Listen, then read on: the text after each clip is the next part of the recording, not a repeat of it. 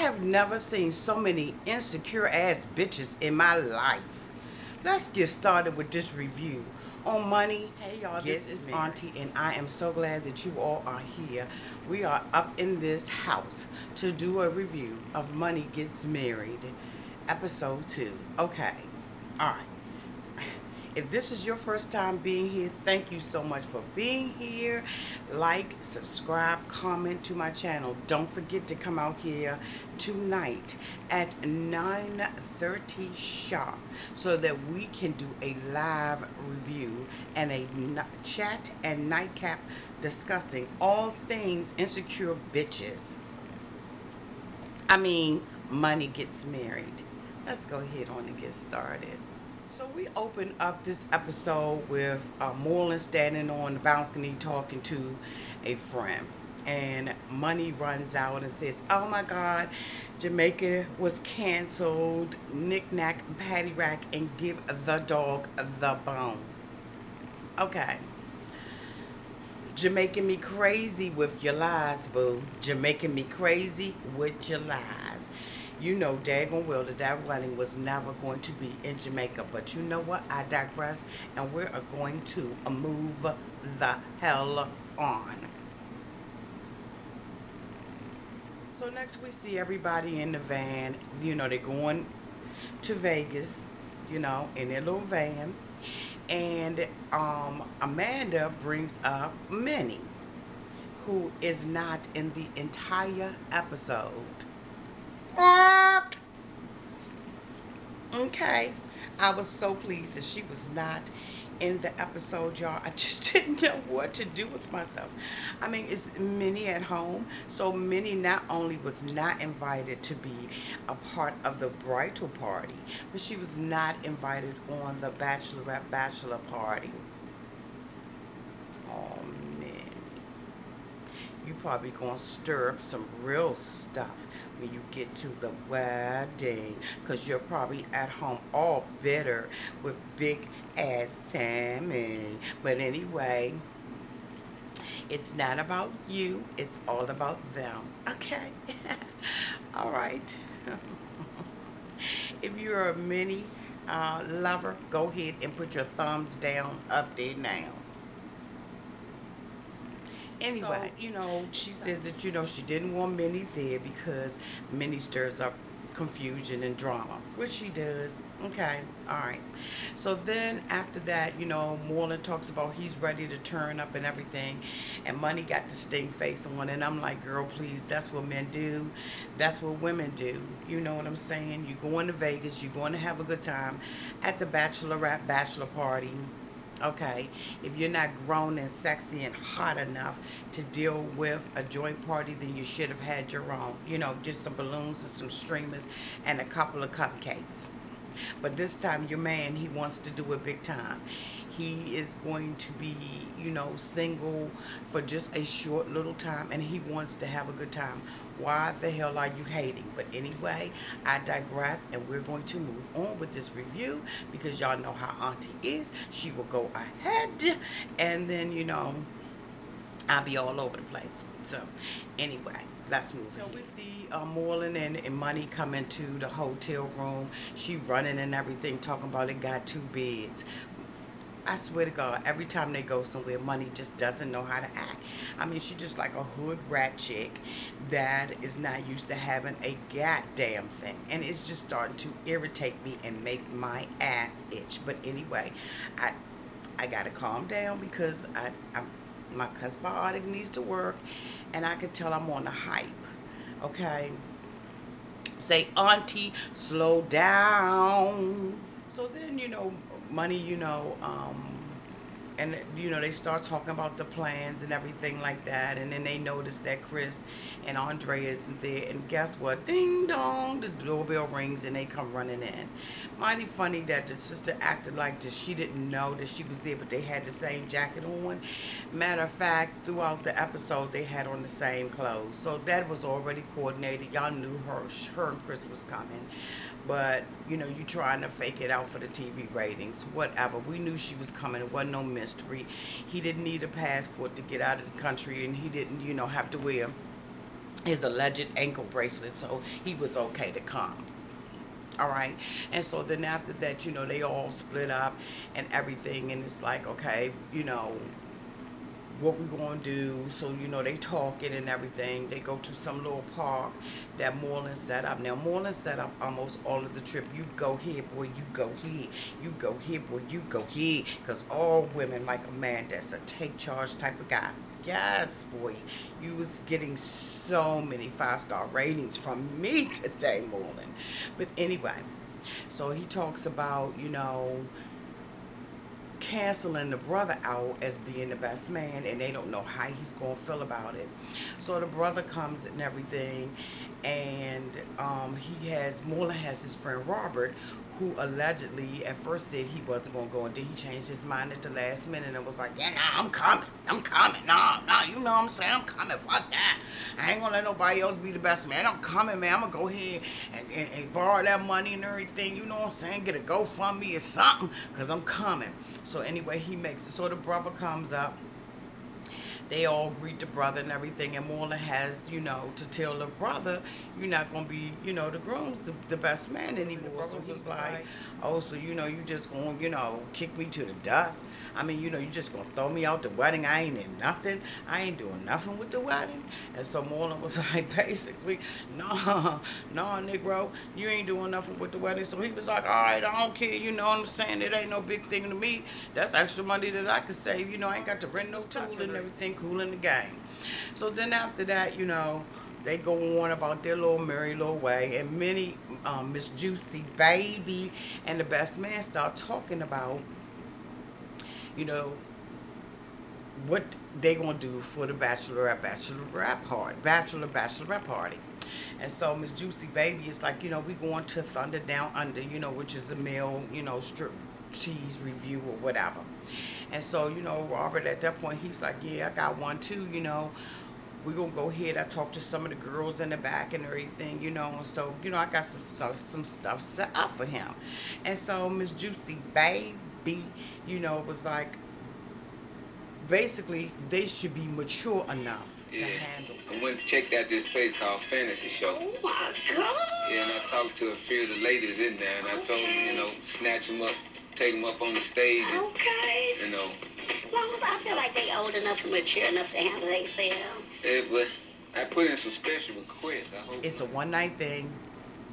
I'm not saying that people don't get people pregnant and that people don't get pregnant. You know what I'm saying? I mean, hey, you could put on the Al Green CD and I'm getting pregnant. You understand what I'm saying? So, I mean, I know that, things happen. But anyway, so, and I agree with Miss Juicy Baby. Monie and Moreland have to be a mature couple, handle things in a mature type of way. There doesn't seem to be that many things about Monie that's mature, but I'm going to go ahead on and go on and move on. Next we see them at the pool. They all come out to the pool and everything, and they chilling, doing what they doing. Especially, they should be chilling. So Miss Juicy Baby, Amanda, and Monie are sitting on the ledge of the pool with their feet dangling in the water. And Monie goes in to ask Miss Juicy Baby what the plan about her plan. She worried about Moreland. So Miss Juicy Baby was like, Robert basically told me, he just gonna make sure that he have a good time. I'm like, okay, yeah.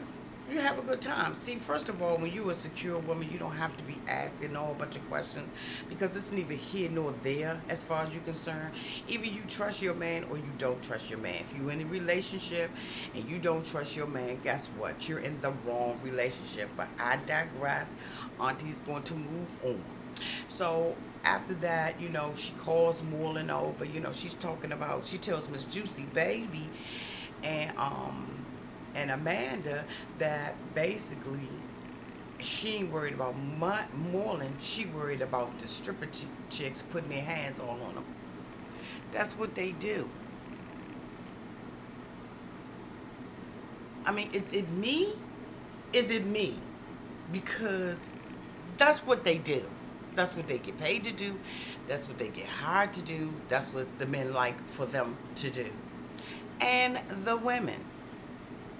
I'm not a strip club person. I never liked it when I was coming up. I would go with my girlfriends, but I didn't like it. But to each his own. So she calls Moreland over there. Miss Juicy Baby is like, Moreland doesn't know about this. Money, pump your damn brakes.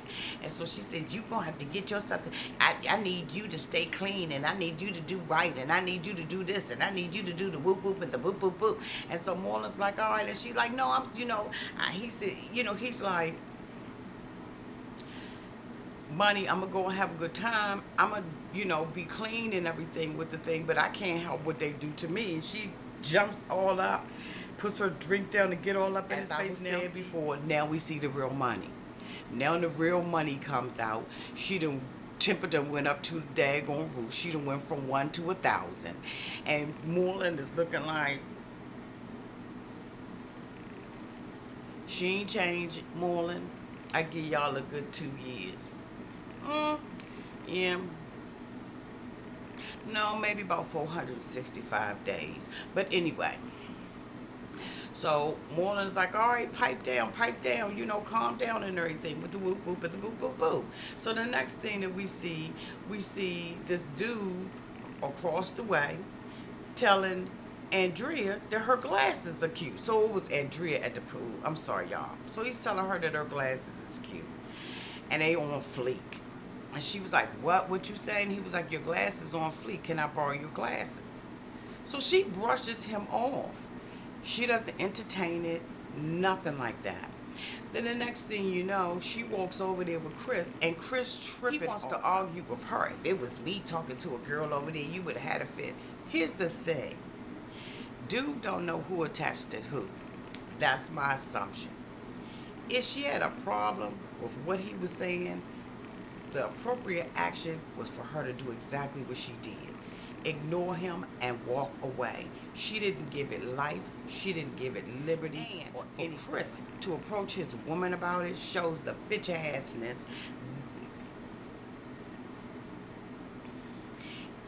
To me, it just shows his insecurity. I have never, like I said, seen so many insecure people in my life. You are a man. If you didn't like what dude said, you should approach dude. You don't approach your girl and have an argument with your girl over that kind of stuff. Dude said something, checked his ass, not hers. But anyway, she sits there and she ignores him because she doesn't want to make a scene. I don't blame her. I wouldn't have made a scene about it either. Matter of fact, I'd have been like, you know what, I hope you got your 2 nickels that you about to rub together, and you got your hands ready to wash some dishes up in this Marty Dotty, because you about to be sleeping in another hotel room. You about to be chuck full of dishes and cooking and mopping and slaving and doing some more stuff, because I don't want you in my room. But anyway, I'm not in that relationship. Thank you, Jesus. And we're going to move on.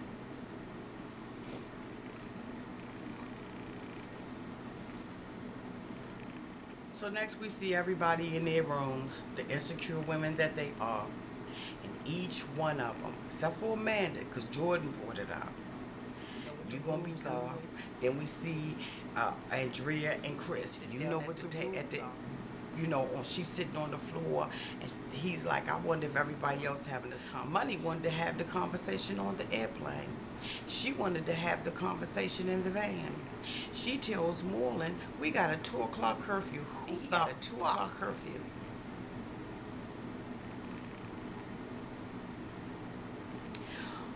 What grown-ass man allows a woman to put him on a curfew? Wasn't Moreland. Who even comes up with stuff like that? Who even thinks of stuff like that off the top of their damn head, Money? If you are that insecure about Moreland, you don't need to be marrying Moreland. That's all I'm trying to say. What are you marrying him for? If you're that insecure and you have to put him, who the freak does that? So he's like, okay, I'll be in here at 2 o'clock. Sure will. You have a good time. I ain't never one time hear Moreland ask her to do it. But okay. So they go out. The females go out to the Down Under Thunder, or whatever it was, Thunder Down Under, Australian Review. And guess who getting flipped and got their legs all up in the air? Then we see we see Moreland out there playing the guitar, and some women circling around. What a big ass contradiction, huh, Money?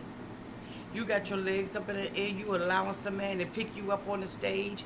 You oohing and ahhing and fanning and needing water and all of that kind of stuff. You never accuse somebody of doing something unless it's already in your mind to do yourself. Okay? That's why your ass is insecure. Because you know that there's something that's embodied up in you that will cross the goddamn line. But wait a minute. You know what? So we see everybody at the casino table, and Moreland is, having a good time. Everybody having a good time, and they gambling. Money's uptight ass is sitting at the table, scared that Moreland's gonna lose money. Let me tell you one thing: you go gambling, scared money don't never win. It never wins. She is so uptight about everything. She should have stayed her Moreland to have a bachelor party by herself in Vegas.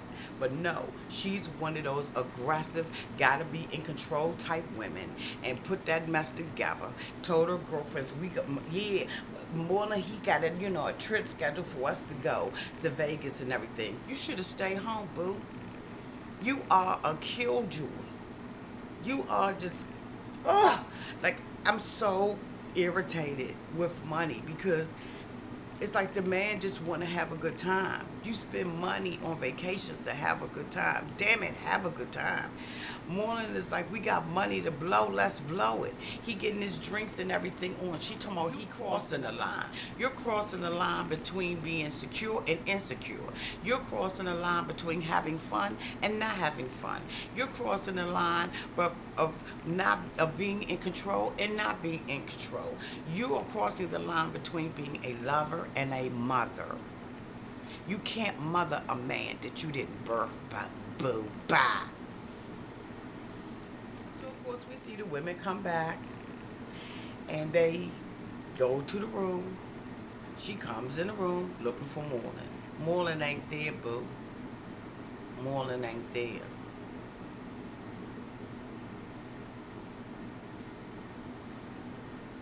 So of course the girls try to talk, and then the little tiny twerking twin with her trifling ass gonna sit up there and say, well, if he don't come home, you know what's going on. And then the other one gonna say, well, that's when you go looking for him. That's what y'all do, running through apartment buildings with your feet bare, smacking on the ground like you playing pity pat, your big heavy ass self. I just, what? So anyway, they doing that. She can't get her mind off of Moreland cheating. She can't get her mind off of Moreland doing something with another woman. She can't get her mind off of not being in control of Moreland. She can't get her mind off of being with Moreland and proposing to him and doing it the unnatural way and the ungodly way. She can't get her mind off of that. See, she wants to be in control. This is her second time around with Moreland, and she doesn't want anything to fall through the cracks. She's talking about, well, I got all these wedding plans and stuff like that. No, it ain't about the wedding plans, boo. It's about Moreland. It's about knowing that there was something that was going on between you and Moreland that you had no control over. And now, guess what? It's all spilling out. All your tea is spilling out. And frankly, we don't even want to drink it. So anyway, she puts them out the room. I'm going to go ahead and change. Now you're calling them. You're texting them. You're calling them. Why are you ignoring me? Get a life.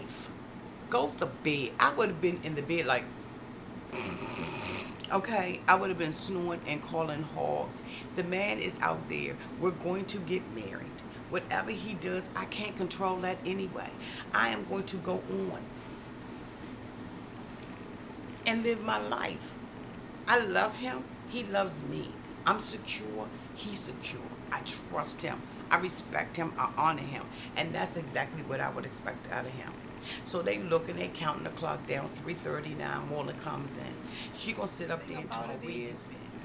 as a grown-ass woman, I don't have to report to you like that. I'm not in the army, okay?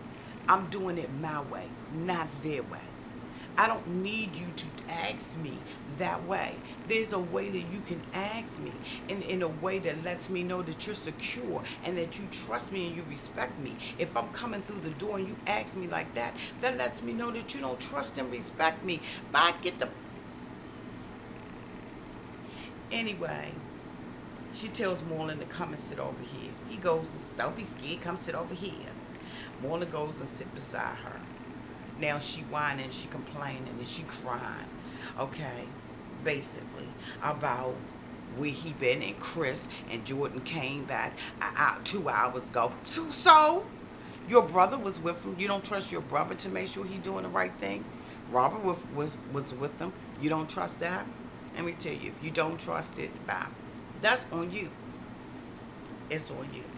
At the end of the day, Marlon says, I got a surprise for you. Whoop up bam, alakadam zam. Okay? Alright. So the next day they go on a helicopter ride in the canyons. Marlon tells her he's an old southern country boy and that he wants to propose. He presents her with a replacement ring, and all is well in the land of Monie, and Marlon gets married.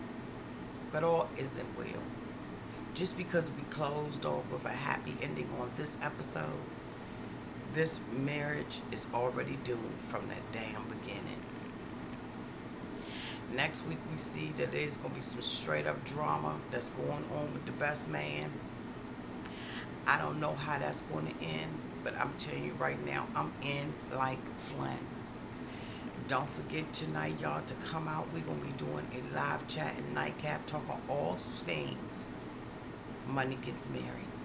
Bring your drink, bring a friend, share, like, comment, and subscribe. See y'all tonight. Auntie loves you. Bye-bye.